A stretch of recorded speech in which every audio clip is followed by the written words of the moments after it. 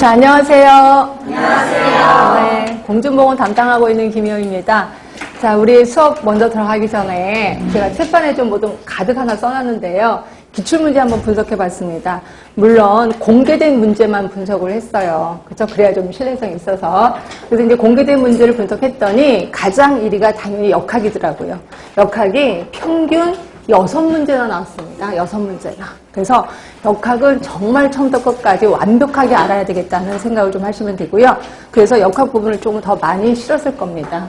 자, 그 다음으로 대부분 생각하시기에 환경이라고 생각하지만요. 아니더라고요. 보건행정이더라고요. 물론 평균은 여기 보통 3문제, 3문제, 얘가 한 2.5문제 정도 나왔거든요. 그래서 이렇게 우열을 가릴 수는 없지만 그래도 보건행정이 이제 그 다음에 두 번째로 나왔구나. 그렇죠?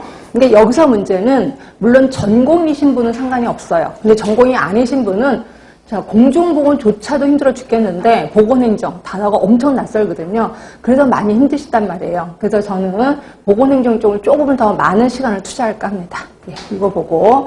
그런데 환경 부분이 예전에 진짜 많이 나왔거든요. 근데 이게 점점 줄어들기 시작하더라고요. 그리고 이번에 시험 보신 분은 아시겠지만 경기도에서는 환경 문제가 한 문제도 안 나왔습니다.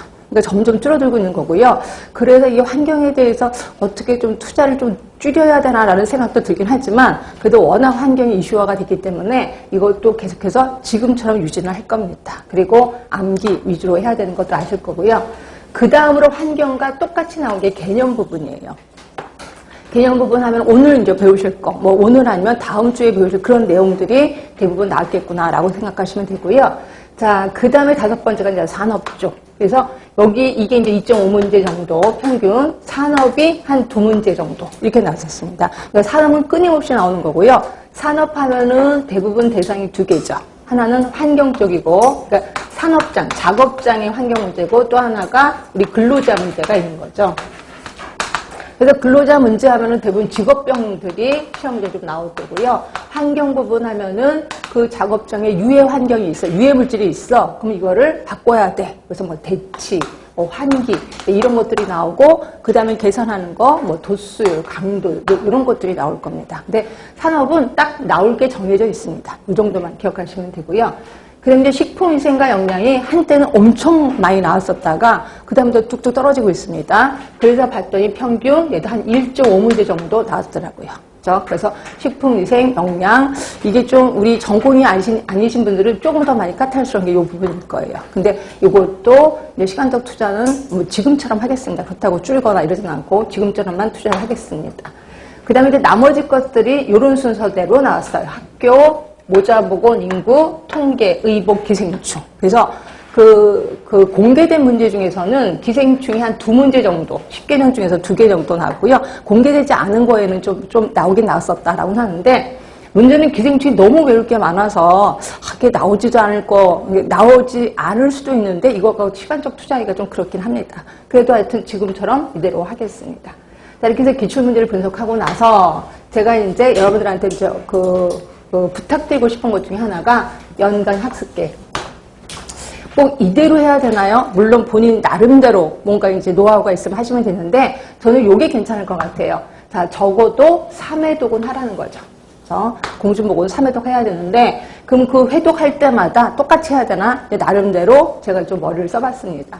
자, 1회독 할 때는 암기 위주여야 돼. 암기. 그래서 제가 수업하는 도중에 이거는 무지무지 중요합니다라고 얘기하는 거 있어요. 그럼 그거를 꼭 반드시 외우셔야 돼. 근데 그걸 외워서 그냥 아는 게 아니라 암기 노트를 만들라는 거죠. 그럼 여러분들은 꼭 암기 노트를 이렇게 권으로 되어 있는 걸 아예 만들더라고요. 근데 그거 별로 안 좋습니다. 저는 그냥 한 장짜리요. 한 장짜리 해서 파일을 만드는 거죠. 그리고 이걸 했을 때 제발 이론 순서대로 하지 마시고 기억, 니은, 디귿 순서대로 하세요. 기억, 니은, 디귿 순서. 예를 들어서 내가 스와트 분석을 할 거야. 스와트 분석에 대해서 외웠어. 그럼 스와트 분석하면 A, B, C, D 순서대로 S, 스와트. 이게 이제 제목이 되는 거죠. 그죠? 이렇게 해서 오늘 여기에 스와트에 대해서 다 쓰는 거예요. 물론 책에 있는 거 그대로 베끼는 게 아니라 내 머릿속에 있는 걸 그냥 쭉 쓰는 거죠. 쭉쭉 써서 그 다음에 이거 한 장을 스와트 분석을 만들었어. 그럼 그걸 파일에다 끼는 거죠. 그리고 또 외웠어. 그럼 또 주제 만들어서 또 끼우는 거죠. 그래서 이 파일 장수가 많아질수록 이제 보람 있는 것도 느끼게 될 겁니다. 이렇게 해서 암기 노트를 작성하시는데 단 기억, 니은, 디귿 순서 그러니까 주제별로 기억력 디귿 순서 또는 A, B, C 순서대로 만들어라. 요렇게 하는데 한 3개월 걸릴 겁니다. 3개월. 자, 그러면 이해독은 어떻게 하느냐? 이제 이 암기 노트는 항상 여기 갖고 있는 거고요. 그 다음에 이제 정독을 하는 건 뭐냐면, 내가 암기한 부분 외에 다른 부분들이 있을 거예요. 그거를 자 같은 거 갖고 한 줄 한 줄 이렇게 좀 읽으세요. 그러니까 소리 내서 읽든지 이렇게 해서, 그러니까 암기한 부분은 이미 아실 거고, 암기할 때 안 읽고 넘어간 것들이 있을 거예요. 그런 것들을 천천히 읽으라는 거죠. 이거 우리 정독이라고 하는 거고요. 자, 요거 말씀 안 드렸는데, 이래독 할 때 여러분들은 꼭 제가 문제를 나중에 풀어보세요라고 하면 진짜 문제를 막 풀고 싶어서 안달안달 하더라고요. 나 이만큼 지식이 있으니까 나 문제 이만큼 풀 수 있을 것 같아. 이렇게 하더라고요. 그래서 제가 이거 문제 푸셔도 좋습니다. 자, 암기하고, 그 다음 암기 노트 만들고, 그 다음에 이거와 관련된 문제를 좀 풀어보세요. 근데 무슨 문제를 푸냐면 기출 문제를 풀어보시라는 거죠. 그래서 제가 요번에 나온 책 중에는 그 뒤에 기출 문제가 엄청 많습니다. 그 다음에 공개된 것도 있고 공개되지 않은 것들도 우리 수험생들의 기억을 되살려서 많이 해놨거든요. 그걸 푸시는데, 근데 이게 잘 풀릴 때가 있어. 어떻게 보면 이건